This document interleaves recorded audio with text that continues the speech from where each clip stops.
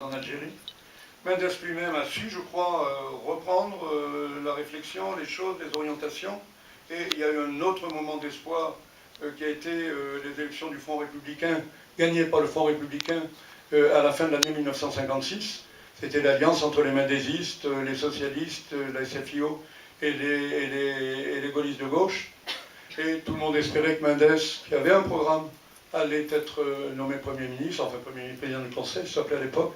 Ce fut, comme vous le savez, Guy Mollet, et ce fut le désastre à nouveau, avec les tomates reçues devant la Grande Poste à Alger, et le revirement complet de la politique gouvernementale, suivi de ce qui a été fait ensuite, la guerre qui a été menée, avec beaucoup d'énergie d'ailleurs, par Lacoste et par les gens qui étaient autour de lui.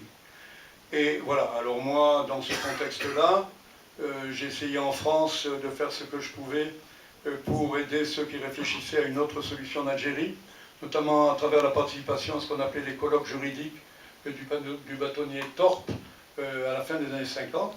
Et puis, comme je le disais tout à l'heure, j'ai pensé que la chose la plus utile pour moi, c'était d'aller sur le terrain et de faire exactement le contraire au Maroc de ce que le gouvernement faisait en Algérie, en essayant d'aider à ce que les choses, ce que l'indépendance se réalise dans de bonnes conditions.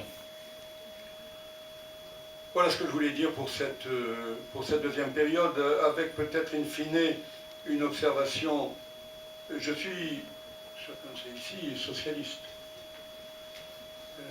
Je n'ai jamais adhéré à la CFIO à cause de son comportement sur la guerre d'Algérie. Ça n'a pas été le cas de tous les socialistes. Il y a quelqu'un auquel il faut rendre hommage rétrospectivement, c'est Maurice Violette, qui a été longtemps gouverneur de l'Algérie, qui a fait un livre, L'Algérie vivra-t-elle, dont je me rappelle que mon père l'avait acheté, qui est sur notre bibliothèque, qui a préparé avec Blum les textes Blum-Violette en 1936.